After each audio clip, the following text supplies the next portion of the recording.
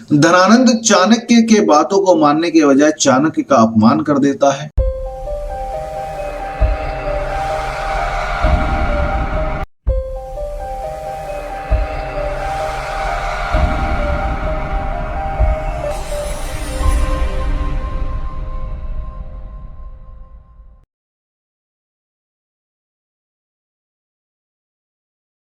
के बारे में, मौर्यंस के बारे में। तो देखो, अगर हम लोग जस्ट वेट ए मिनट, मेरा चेयर करवा है। हाँ, मौर्य वंश का बात करें,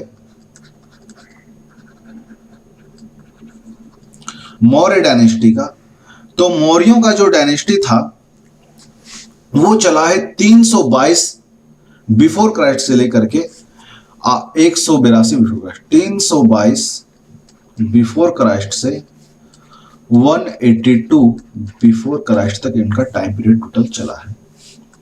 सवाल है हमें कैसे पता चलता है, हम लोग कैसे मान लें कि ये कहानी सत्य है? मतलब कुछ ना कुछ तो सोर्स होगा जिसे हमें पता चल रहा है। शिल्पा, जय हिंद। अब्सेंट कर रही हो बाबू, क्लास अनअकैडमी के प्लेटफॉर्म पर दिख नहीं रही है आजकल। देखो क्या है कि बहुत सारे सोर्सेस है जिससे हमें मौर्यों के बारे में पता चलता है। उनमें से कुछ लिटरली सोर्सेस हैं, कुछ आर्कियोलॉजिकल सोर्सेस हैं। एक एक करके सारे सोर्सेस को हम लोग समझेंगे। लिटरली सोर्सेस का अगर हम लोग बात करें तो उसमें हमें जैन धर्म के सोर्स मिल जाते हैं, बौद्धिज्म के सोर्स मिल जाते हैं। इसके अलावा बाकी जो ग्रंथ, जैसे चाणक्य के द्वारा लिखा गया अर्थशास्त्र, इस तरह के ग्रंथों से हमें कुछ लिटरली सोर्स है जिससे हमें जानकारी मिल रहा है मौर्यों के बारे में। अगर आर्कियोलॉजिकल का बात करें तो मौर्यों में बहुत है, जैसे अशोक ने लगवाया था अपना पिलर्स, है ना। ओके ओके सही, अशोक ने लगवाया था अपना पिलर्स। अशोक ने और भी जो बौद्धों के लिए व्यवस्था बनवाया उसमें हमें दिखता है। अशोक के बहुत सारे शिलालेख मिल जाते हैं, यानी एडिक्ट्स। इन सबों से जानकारी मिलता है। सवाल है क्या जानकारी, तो उस जानकारी को देखेंगे। तो समझो, मौर्यों का जो कहानी है ये शुरू होता है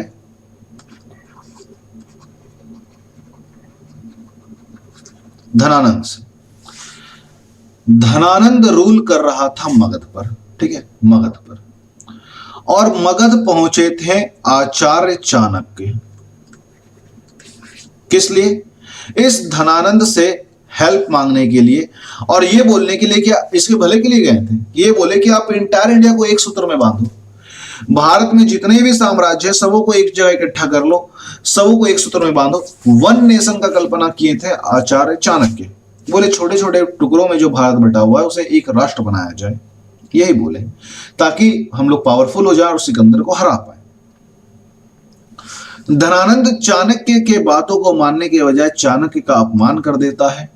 चाणक्य को बुरा लग जाता है और चाणक्य जो है वो चंद्रगुप्त मौर्य के साथ मिलकर के धनानंद पर अटैक कर देते हैं। धनानंद मारा जाता है और मौर्य साम्राज्य का इस्टेब्लिशमेंट होता है। ये कहानी हम लोग कल के क्लास में देख लिए थे। कब हुआ? तो 321 बिफोर क्राइस्ट वो डेट है जिस दिन मौर्य डायनेस्टी का एस्टेब्लिशमेंट होता है मगध के गद्दी पर। यानी मगध पर अब कौन रूल कर रहे हैं? मौर्य। और वो भी कौन से मौर्य? तो चंद्र गुप्ता मौर्य। दूसरा समझिएगा, कहां से कहां तक फैला। मौर्यों के टाइम पीरियड में ये जो मगध साम्राज्य था, नॉर्थ में कश्मीर से लेकर के साउथ में कर्नाटका तक, ईस्ट में बंगाल से लेकर के वेस्ट में ईरान तक ये फैला हुआ साम्राज्य था। काफी बड़े ब्रॉड लेवल पर, काफी बड़े एरिया पर ये फैला था। तो ये जो मौर्यों का एस्टेब्लिशमेंट हुआ, इसमें चाणक्य का बहुत बड़ा रोल है। चाणक्य दिमाग का, चाणक्य युद्ध नीति का, चाणक्य राजनीति का, चाणक्य समाज नीति का या आर्थिक नीति का, सबों का बहुत बड़ा रोल है। और ये सारा कहानी हमें पता चलता है कहां से? मुद्रा राक्षस।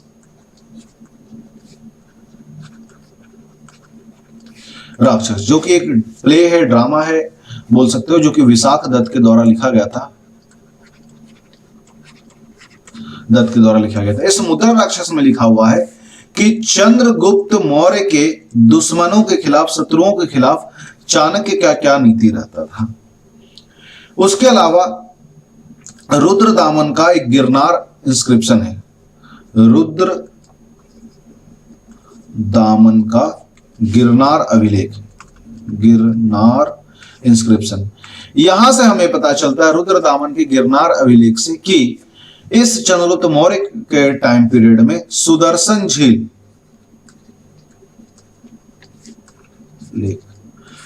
को बनाया गया था, उसको, ये जो कि गुजरात में है, उसके राज्यपाल के द्वारा। नेक्स्ट समझिएगा, ये चंद्रगुप्त मौर्य काफी तेज व्यक्ति था, जान रहा था कि नॉर्थ में सिकंदर का कुछ चमचा बैठा हुआ है, तो ये पहुंच गया युद्ध करने। सेल्यूकस निकेटर नाम का एक व्यक्ति, निकेटर, ये कौन था? ये सिकंदर का मैनेजर था बोलो, या मंत्री था बोलो। इसके साथ चंद्रगुप्त मौर्य का युद्ध हुआ। इस युद्ध में ये हारा जाता है और हारने के बाद एक संधि होता है। उस संधि के तहत सेल्यूकस निकेटर चंद्रगुप्त मौर्य को देता है 500 हाथी और हेरात से लेकर के कांधार का इलाका किसे दे दिया? चंद्रगुप्त मौर्य को दे दिया। साथ ही साथ बलूचिस्तान, काबुल देने के साथ साथ अपनी बेटी हेलना का शादी करवाता है। किससे? तो हेलना का शादी करवा देता है इसी चंद्रगुप्त मौर्य के साथ। और साथ ही साथ ये सेल्यूकस निकेटर अपने एक मैसेंजर मेगास्थनीज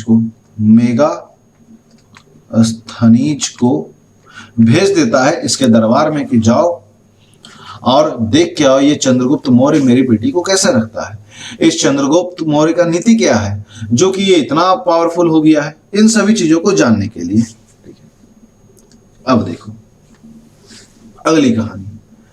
यहां पर ये जो मेगास्थनीज भारत आया तो यहां पर इसने किताब लिखा इंडिका। इंडिका में इसने पाटलिपुत्रा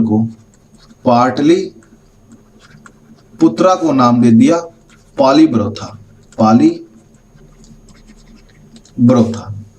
दूसरा,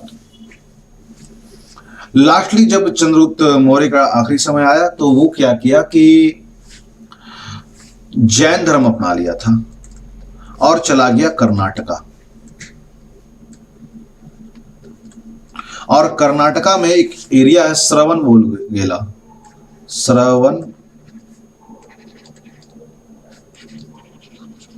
यहां पर ये संथारा एक पद्धति होता है जैन धर्म में जिसमें भूखे प्यासे रख के प्राण त्यागा जाता है, तो उस पद्धति के तहत ये प्राण त्याग देता है। अगर हम लोग मौर्यों के रूलिंग ऑथोरिटी या रूलिंग नियम कानून व्यवस्था को देखें तो हमें पता चलता है कि ये जो मौर्यंस थे इनका सिस्टम क्या था कि सोशलिज्म के करीब था, क्योंकि इनके टाइम पीरियड में जो एग्रीकल्चरल लैंड होता था उस पर दो का अधिकार होता था। किसका? पहला अधिकार मतलब यहां पर वो जो किसान है जो खेती कर रहा है उस फार्मर का भी अधिकार होता था और पूरे के पूरे समाज का यानी कंट्री का यानी बोल सकते हैं राष्ट्र का या गवर्नमेंट का भी अधिकार होता था। यानी कोई भी एग्रीकल्चरल लैंड जो है वो पर्सनल प्रॉपर्टी नहीं होता था। कोई भी एग्रीकल्चरल लैंड जो होता था वो समाज का प्रॉपर्टी होता था, ना कि पर्सनल प्रॉपर्टी होता था। दूसरा, अब खेती की हो तो लगान भी देना पड़ेगा और लगान का रेट क्या था? तो 1/6, जितना खेती की उसका छठा भाग सरकार आपसे लेगी। दूसरा, करेंसी इनके टाइम में इंट्रोड्यूस तो पहले ही हुआ था, इनके टाइम में भी करेंसी चल रहा था और वो जो होता था आहत सिक्का या पंचमार्क सिक्का इसे बोल सकते हैं, वो हुआ करता था। तो ये तो हो गया चंद्रगुप्त मौर्य काफी दूर तक फैला, लेकिन अकेले नहीं, चंद्रगुप्त को फैलने में चाणक्य के साथ साथ उसके बेटे बिंदुसार का बहुत बड़ा रोल है। बिंदुसार कौन है? बिंदुसार चंद्रगुप्त का बेटा इसके टाइम में भी प्रधानमंत्री चाणक्य, तो डेफिनेटली दिमाग मिलते रहेगा अच्छा अच्छा। बिंदुसार जो था उसका संबंध यूनान के रूलर के साथ अच्छा चल रहा था, यूनान के रूलर के साथ। तो उसे बोला कि भाई कि हमारे दरबार में दूध आप भी भेजो, हम भी आपके दरबार में दूध भेजते हैं। भेजा। तो यहाँ पर बिंदुसार कुछ डिमांड कर लिया था, सूखा अंजीर, शराब, ये सारी चीज। तो वो सब अब मैटर नहीं करता, अब एग्जाम में वो सब उतना नहीं पूछा जाता है। जो पूछा जाता है उस वो समझो। सवाल यह है कि ना बिंदुसार और बिंबिसार में बड़ा कंफ्यूजन होता है, तो वो समझो। देखो, एक है बिंबिसार, ये है हर्यंक डायनेस्टी से, हर्यंक डायनेस्टी से। दूसरा है बिंदुसार, ये है मौर्य डायनेस्टी से। दोनों में अंतर क्या, याद रखने का मैं तरीका आपको बताता हूं, समझो क्या है। बिंदुसार जो है, इसके बेटे का नाम क्या था?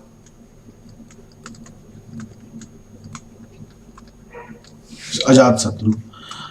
और बिंबिसार, सॉरी, बिंबिसार के बेटे का नाम अजातशत्रु, और बिंदुसार के बेटे का नाम अशोक। ये जो अजातशत्रु है, इसके बारे में ज्यादा कुछ उतना है नहीं इतिहास में।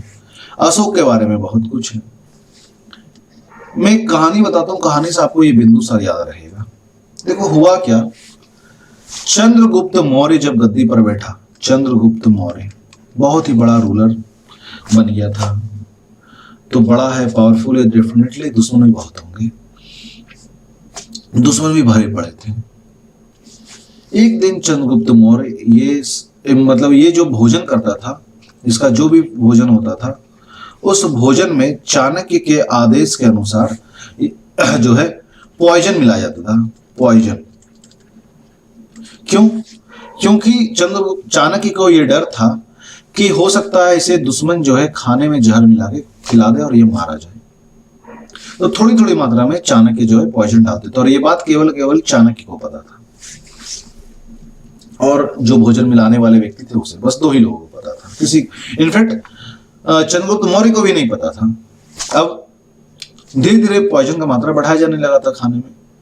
तो चंद्रगुप्त मौर्य का शरीर अब इतना अधिक पावरफुल हो गया था कि बड़े से बड़े जहर को बर्दाश्त कर लिया।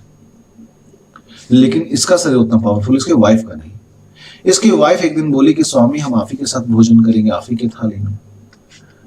और उसी थाली में दोनों हस्बैंड वाइफ भोजन कर लिए। भोजन करते ही चंद्रगुप्त मौर्य की वाइफ का मृत्यु हो गया, और उसके पेट में एक बच्चा था। चाणक्य को पता चला, बड़ा अफसोस हुआ, लेकिन क्या करें। चाणक्य बोले इसके पेट को छुड़वा दो, बच्चे को बाहर निकाल लो। बच्चे को बाहर निकाल लिया गया। जहर का थोड़ा सा असर बच्चे पर आया था, उसके सर पर एक ब्लैक कलर का स्पॉट बन गया था, और उसी स्पॉट के कारण नाम पड़ गया बिंदुसार। तो ऐसे करके याद रखना बिंदुसार कौन है। ये कहानी अगर आपको याद रहेगा तो बिंदुसार और बिंबिसार में कभी कंफ्यूज नहीं होगे। तो अब बिंदुसार का अंत समय आया, क्या करें।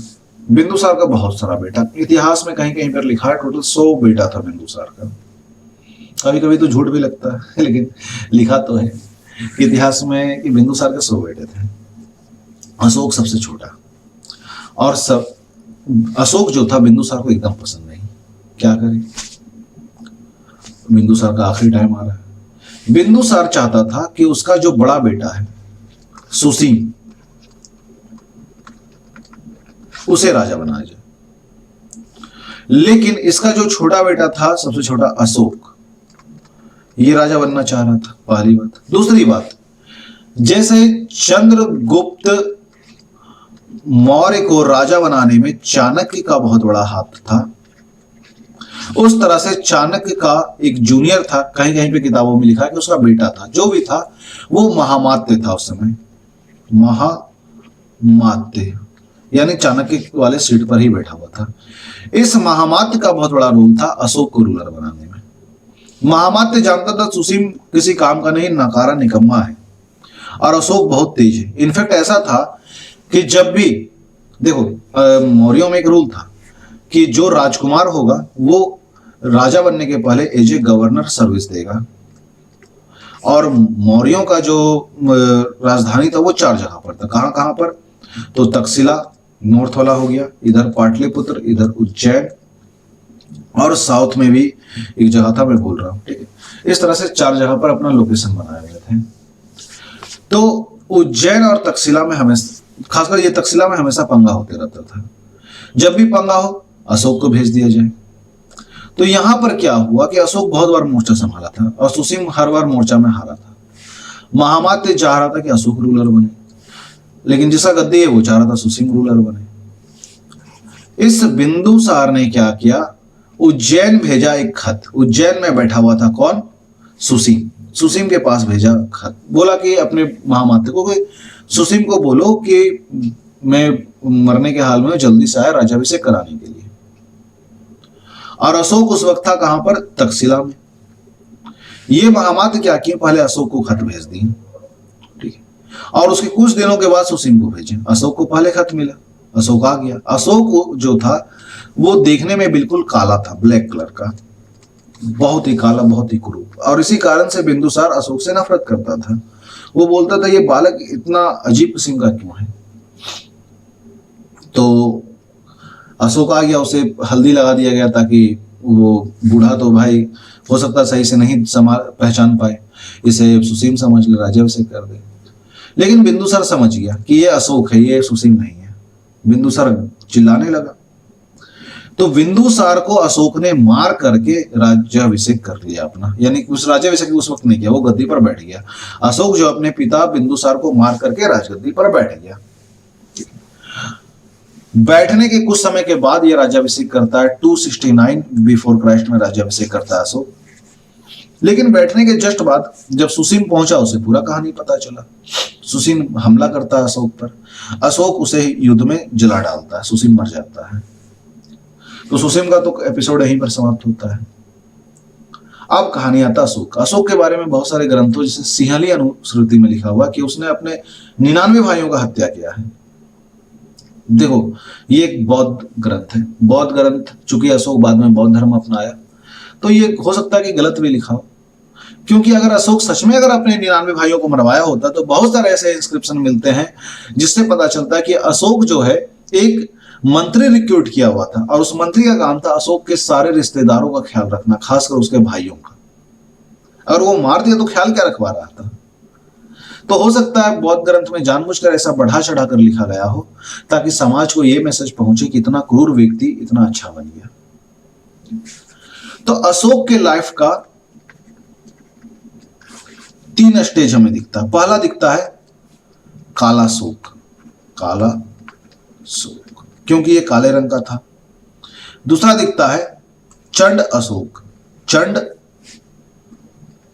अशोक, क्योंकि ये जब गद्दी पर बैठा बहुत बुरा व्यक्ति बना, क्रूर व्यक्ति, चंडाल बना। और लास्ट में दिखता है अशोक।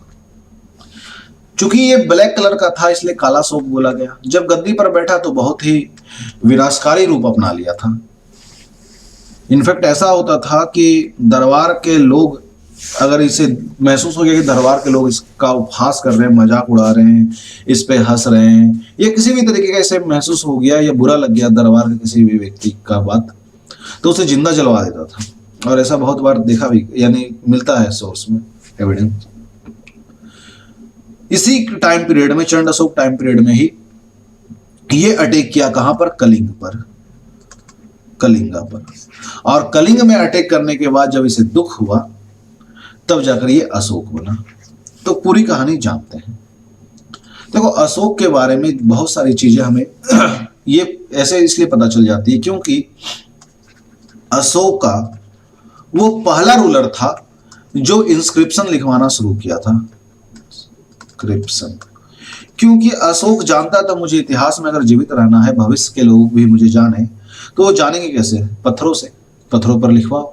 ये इंस्क्रिप्शन लिखवाता था और इस इंस्क्रिप्शन के थ्रू वो अपनी जनता से, अपने नागरिकों से संबोधित करता था, यानी उससे बातचीत करता था इसी के माध्यम से। और इस सारे इंस्क्रिप्शन को सबसे पहले 1837 में एक व्यक्ति ने पढ़ा जिसका नाम है जेम्स प्रिंसेप। ये जेम्स प्रिंसेप पढ़ा, और इसलिए पढ़ना मुश्किल था क्योंकि सारा इंस्क्रिप्शन लिखा हुआ था पाली लैंग्वेज में। पाली लैंग्वेज और प्राकृत, ग्रीक, आरमाइक ऐसे लिपियों में, इसलिए पढ़ना थोड़ा मुश्किल था क्योंकि ये सब लुप्त हो चुका है। अब देखो,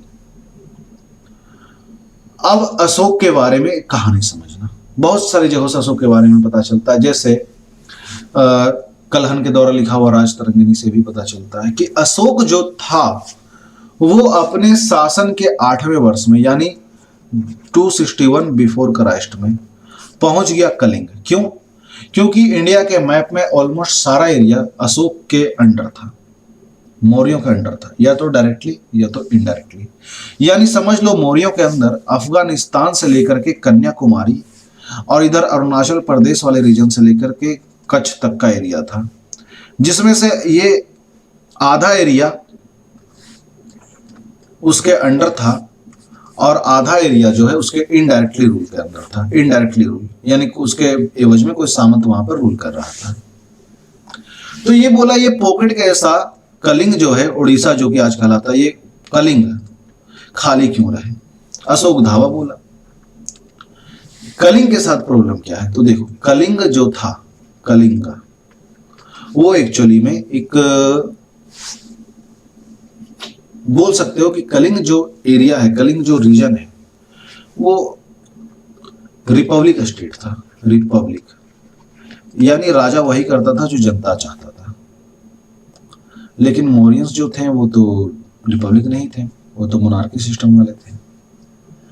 तो कलिंग की जनता को जब पता चला कि अशोक अटैक करने वाला है, तो जितना कलिंग का पॉपुलेशन होगा उतना तो अकेला अशोक का आर्मी होगा सिर्फ। तो क्या किया जाए? तो कलिंग के लोग अपने देश के प्रति बहुत ही जवाबदेह थे, देशभक्त व्यक्ति थे। कलिंग का एक एक बच्चा तक इस युद्ध में पार्टिसिपेट किया अशोक के खिलाफ। एक बड़ा सा युद्ध हुआ। इस युद्ध में अल्टीमेटली कलिंग में बहुत बड़ा नरसंहार हुआ, लाखों लोग मारे गए। अशोक इस युद्ध में जीत तो गया, लेकिन जीतने के बावजूद वो हारा हुआ महसूस किया। ऐसा अशोक लिखता है। कहाँ लिखता है? तो कलिंग युद्ध के बाद उसने एक इंस्क्रिप्शन लिखवाया। उस इंस्क्रिप्शन में लिखता है कि इस युद्ध राजा बनने के 8 साल बाद मैंने कलिंग पर अटैक किया, जिसमें 1.5 लाख लोग बंदी बना लिए गए और 1 लाख लोग मारे गए। यानी कुल मिलाकर बोल सकते हैं 2.5 लाख लोग इफेक्ट हुए। एक फैमिली होता है 4 लोगों का, तो 2.5 इंटू 4 बराबर 10 लाख लोग आप बोल सकते हो इफेक्टेड हुए हैं। ठीक है, 10 लाख लोग जो है इफेक्टेड हुए हैं। इस बात का अशोक को बड़ा तकलीफ हो गया। 10 लाख लोग बहुत बड़ा आंकड़ा है, बड़ा तकलीफ हुआ। उसके बाद अशोक क्या किया? इन सब उनसे समझ में आ गया कि मैं युद्ध में कुछ नहीं रखा हुआ है। वो युद्ध को छोड़ करके बौद्ध धर्म अपनाया। बोला धम्म के रास्ते चलो, युद्ध जीत के क्या करोगे? ये एक कहानी है। अब मैं तार्किक आधार पर, मैं अपने तर्क के आधार पर आपको कुछ दूसरी कहानी बताता हूं। अगर सच में अशोक को इस युद्ध से तकलीफ था तो अशोक को कलिंग रिटर्न कर देना चाहिए था। जितना का क्षति हुआ उतना क्षतिपूर्ति करके पैसा कम से कम दे करके। तो अशोक तो वैसा कुछ किया नहीं। जहां तक मेरा ख्याल है, हो सकता है शायद अशोक ये समझा कि अब मैं कहां एक्सपेंड करूंगा, अब बढ़ने के लिए कोई रास्ता ही नहीं बच पा रहा, क्योंकि उस वक्त कम्युनिकेशन इतना आसान नहीं था। तो बोले लेकिन मुझे तो अपना प्रभुत्व स्थापित करना है। तो वो धम्म का रास्ता अपनाना शुरू किए। बोले धम्म के रास्ते दूर दूर तक जा भी पाएंगे, लोगों के दिलों को जीत पाएंगे, नाम भी अपना बना रहेगा, ठीक है, और युद्ध वुद्ध के चक्कर से भी बचेंगे। हो सकता है ये भी कारण हो सकता है, नॉट श्योर, मे बी। लेकिन दिखता यह है कि ना अगर अशोक को सच में रिग्रेट था तो कलिंग छोड़ क्यों नहीं दिया? फिर वो 1.5 लाख लोगों को बंदी बनाए थे, बंदी क्यों बनाए? रिहा कर देना था। जो भी हो कारण, वो बात की बात है। देखते हैं कि अशोक का धार्मिक जीवन क्या है, क्योंकि कलिंग एक घटना माना जाता है जिस घटना के बाद अशोक बौद्ध धर्म अपनाया।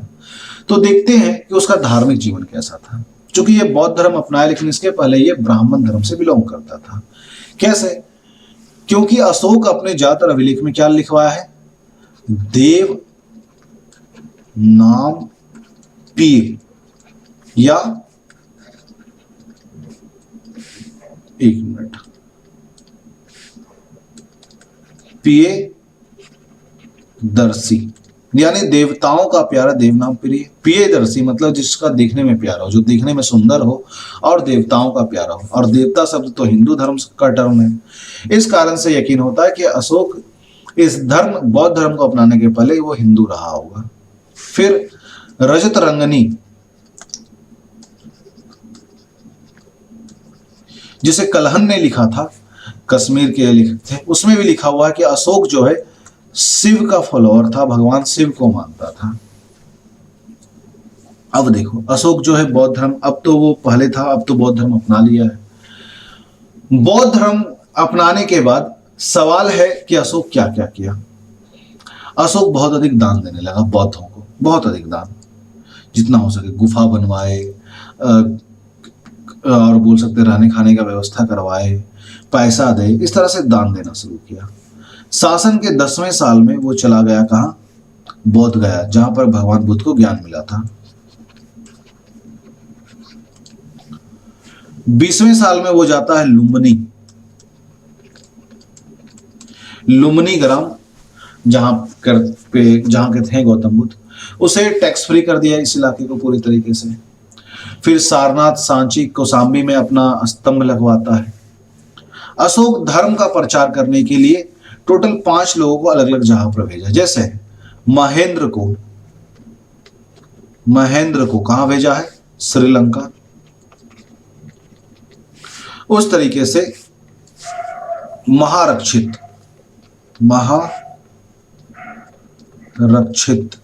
इसे भेजा है यवन देश। देन आफ्टर महादेव को भेजा है ये मैसूर।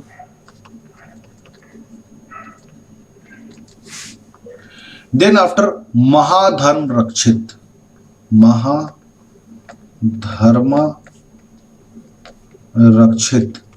इसे भेजा है महाराष्ट्र।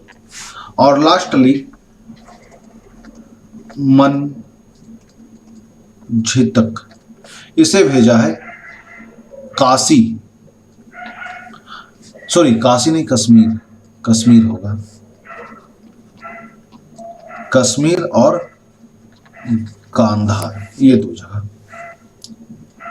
अब देखो अशोक का एक नीति था, अब चूंकि अब वो तो उन सबों से बाहर निकला राजनीति से, तो ये एक अपना इंटरनेशनल नीति लगाया।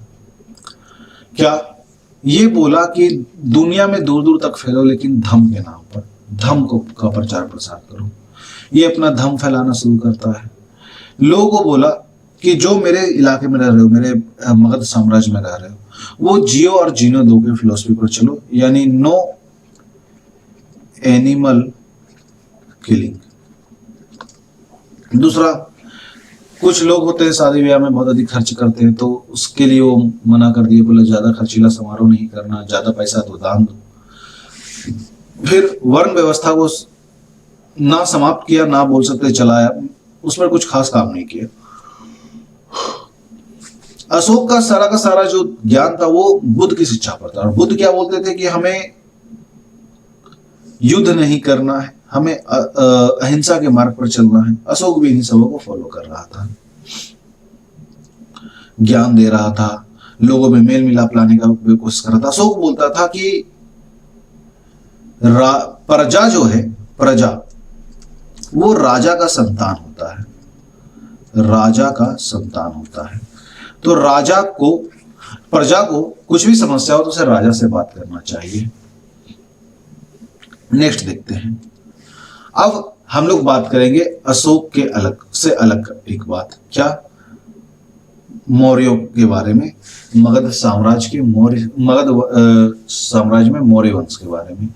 क्या, तो चाणक्य ने एक सिद्धांत दिया था, इसका नाम है सप्तांग सिद्धांत। इसमें बोला गया है स्वाम्य आमात्य जनपद दुर्ग कोश मित्रानी आदि प्रकृतया, यानी स्वाम्य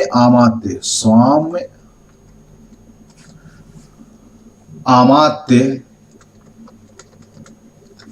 जनपद, जनपद, दुर्ग, कोस, दंड, मित्र, ये बात। स्वामी यानी राजा, किंग, हाँ ठीक है साथ है। आमात यानी मंत्री, जनपद, जनपद मतलब हो गया सिटीजन, हम और आप। दुर्ग यानी सिक्योरिटी, कोस यानी टैक्स, दंड, दंड देना, पनिशमेंट, और मित्र यानी मित्र देश यानी फ्रेंड कंट्री। इस स्ट्रक्चर को फॉलो करता था सप्तांग सिद्धांत, और ये सप्तांग सिद्धांत आज भी एज यूजुअल इसी तरीके से इंटायर नेशन पर, इंटायर वर्ल्ड पर चल रहा है। तो ये था भाई अशोक का साम्राज्य। इसके अलावा अगर हम लोग न्याय व्यवस्था का बात करें तो न्याय व्यवस्था भी इनका काफी बेहतर था। एक तरफ ये दीवानी मामला भी दे रहे हैं, दूसरी तरफ फौजदारी में मामला भी लगा के चला रहे हैं। दूसरा, इन सबों के अलावा अशोक के टाइम पीरियड में बिजनेस भी थोड़ा मजेदार था। बिजनेस क्या था, व्यापार क्या था, वैसा व्यापार करो जिससे किसी को नुकसान ना हो। मतलब बुरे चीजों को बेचना, नशीले पदार्थ को बेचना, नशा के चीजों को बेचना बिल्कुल मना था, उस पर कड़ा कानून था। दूसरा, समाज में ऐसा नियम व्यवस्था लाओ जिससे किसी और को नुकसान ना हो। तो बलि प्रथा पर बैन था, जैसे बच्चों का बलि, ये सारा जो सिस्टम था। क्योंकि वैसे भी अल्टीमेटली देखा जाए कि अशोक का साम्राज्य जो था वो पूरी तरीके से हम लोग बोल सकते हैं उस बौद्धिज्म के फिलोसफी पर चल रहा था, और बौद्धिज्म इन सबों को मना करता था, तो वो रहेगा रहेगा। फिर आजादी अच्छा था। अशोक के टाइम पीरियड में वापस से सती प्रथा बंद हुआ, सती बंद हो गया। बाल विवाह यानी चाइल्ड मैरिज बंद हुआ। दहेज यानी डॉवरी बंद हुआ। और आप बोल सकते हो इंटरकास्ट मैरिज स्टार्ट हुआ, रीमैरिज शुरू हुआ। तो अल्टीमेटली जो वैदिक टाइम पीरियड में हमें दिखता है, वैदिक एज में जो फिलोसफी दिखता है, वो अशोक के टाइम पीरियड में फिर से हमें दिखने लगा है। तो अशोक हम लोग बोल सकते हैं कि ना काफी अच्छा व्यवस्था लेके आया था। इकोनॉमी का बात करें तो यहां पर 3 तरह का मेन काम था अशोक के टाइम पीरियड में। एक है एग्रीकल्चर, दूसरा बोल सकते हैं एनिमल हस्बेंड्री, और तीसरा हम लोग बोल सकते हैं बिजनेस। और इन तीनों का एक अलग अलग अपना व्यवस्था बनाया जा चुका था कि एग्रीकल्चर का क्या नियम व्यवस्था होगा, एनिमल हस्बेंड्री का क्या होगा, और व्यापार कैसे होगा। कहीं भी किसी को प्रॉब्लम ना हो, इसका पूरा कोशिश किया जाता था। तो बोल सकते हैं कि मौर्य साम्राज्य जो था इंटायर एंसेंट इंडिया हिस्ट्री का सबसे बेहतरीन साम्राज्य में से एक था। और अगर हम लोग पॉलिटिकली देखें, सोशली देखें, तो ये इंटायर एंसेंट इंडिया का गोल्डन एज था। हम लोग बोल सकते हैं वो गोल्डन इरा था। समझे बात? तो क्लियर है गाइस आप सबों का मौर्य साम्राज्य? कमेंट कर दीजिएगा। सबों का मौर्य साम्राज्य क्लियर है?